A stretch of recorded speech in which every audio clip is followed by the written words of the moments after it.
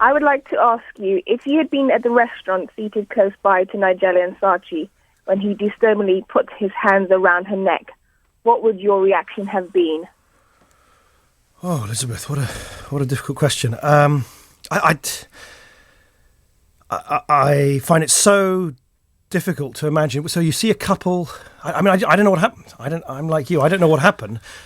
When you see a couple having an argument, I think most people, just assume that the couple will kind of resolve it themselves. If, of course, something descends into outright violence, then that's something different. I just don't know. There's this one photograph. I don't know whether that was just. I don't know whether that was just a fleeting thing, or I'm really sorry, Elizabeth. I'm at a loss to be able to put myself into that position without knowing exactly what is your own view. What would you have done? I think I would have reacted quite quick. I'm a protector. I'm a big sister. I work with children, and I don't think I could have just watched it and not reacted. I mean, the reality is Nick Ferrari here, Elizabeth. What we know is that the couple was sitting outside a restaurant in Mayfair, a well-known restaurant that possibly Mr. Clegg has used. I know I have. It's called Scott's.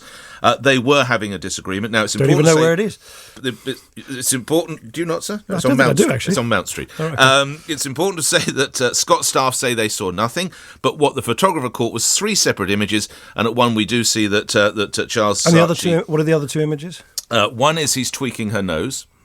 One is he's holding her by the throat with one hand, and the other is he's sort of holding her by the throat by his other hand. Now, back to you, Elizabeth. This could have all been over in 20 seconds. Okay, I understand it could have been over in 20. That's hypothetically, but I mean, if it was longer, say you were seated next to somebody who did this, and you're aware that somebody's uncomfortable. A man has put his hands around a woman's neck.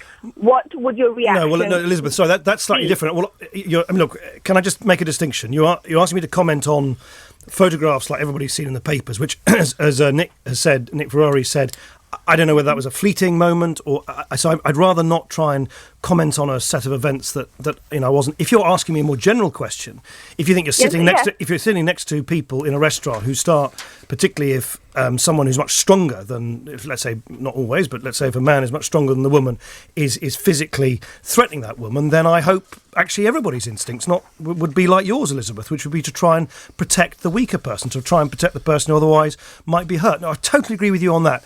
It's just I find sort of trying to sort of reimagine how you might react to very specific events which still are not entirely clear. That's the bit where I just sort of feel it's very difficult to now. Feel uncomfortable to make a comment on something that could have been. Yeah, but the general thing, of course, Elizabeth. I'm like you. Everybody wants to protect people from being abused or bullied or hurt. Of course. Of course. Elizabeth, thank you for that.